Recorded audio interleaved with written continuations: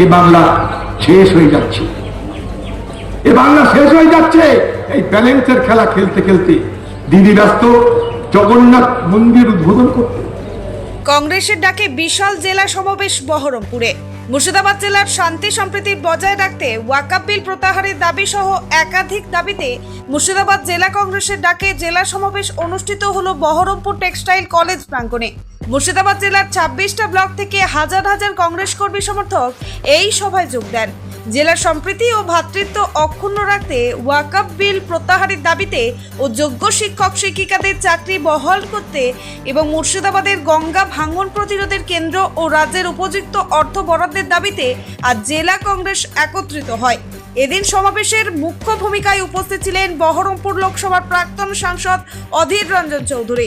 এছাড়া উপস্থিত ছিলেন মালদা দক্ষিণের কংগ্রেসের সাংসদ ঈশা খান চৌধুরী, বহরমপুর বিধানসভার প্রাক্তন কংগ্রেস বিধায়ক মনোজ চক্রবর্তী সহ হাজার হাজার কংগ্রেসের নেতা কর্মী ও সমর্থকেরা। জানি না, যারা মার খাচ্ছে তারা জানে না ওয়াকফ আইন কি, যারা মারছে তারাও জানে না ওয়াকফ আইন কি। বড় অদ্ভুত ব্যাপার। অথচ আমাদের সকলে জানা উচিত ওয়াকফ আইন কি, কেন আমরা তার বিরোধিতা করছি। এই নিয়ে লুকোচুরি খেলা ঠিক নয়, খোলাখুলি আলোচনা হওয়া উচিত সর্বত্র। ভারতবর্ষের কংগ্রেস পার্টি এই দাবি করেছিল ভারতবর্ষের পার্লামেন্টে। 12 ঘন্টা ভারতবর্ষের পার্লামেন্টে আলোচনা হয়েছে। পার্লামেন্টের মধ্যে, পার্লামেন্টের বাইরে, কোর্টে, সর্বত্র কংগ্রেস পার্টি লড়ছে ওয়াকফ আইন বাতিলের জন্য। সুপ্রিম কোর্টে গেছে 100 জন লয়ার, তার মধ্যে 96 জন হিন্দু ওয়াকফ আইনের বিরোধিতা করতে গেছে। কংগ্রেস তার নেতৃত্ব দিচ্ছে কেন? আমরা পার্লামেন্টের মধ্যে, পার্লামেন্টের বাইরে একটাই কথা বলেছি, ওয়াকফ আইন বাতিল করতে হবে, কারণ যেভাবে ওয়াকফ আইন আনা হচ্ছে তা সংবিধান বিরোধী। বলবো, আপনি কি আপনার হাতে সব কিছু আছেন, আপনার কাছে পুলিশ প্রশাসন, ডিএম, এসপি, আপনার হাতে সমস্ত এমএলএ, কংগ্রেসের একটা মানে ইয়ে নেই, এমএলএ নেই, তবু আপনি বলছেন মালদা মুর্শিদাবাদ আপনার নাই। মালদা তাহলে আপনি বলতে চাইছেন আপনি মালদা মুর্শিদাবাদের চার্জ নেই, দায়িত্ব নেই। তাহলে আপনি নিজেই বলছেন যে আপনার এখানে আপনার মালদা মুর্শিদাবাদের মানুষের খেয়াল নেই, দায়িত্ব নেই। তাহলে আপনি বলছেন আপনি ইস্তিফা করেন, তাহলে আপনি মালদা মুর্শিদাবাদ সবার চিফ প্রধানমন্ত্রী যদি নাই, মুখ্যমন্ত্রী নাই, তো ইস্তিফা করেন।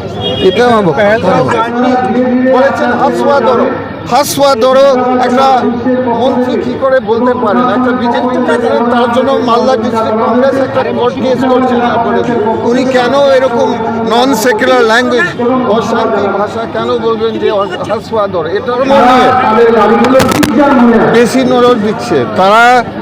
আমাদের রাজ্যর যে যত সমস্যা আছে, আমাদের রাজ্যতে, আমাদের দেশে গরিব ছেলেদের মেয়েদের চাকরি নেই, বেকার যুবক আছে অনেক।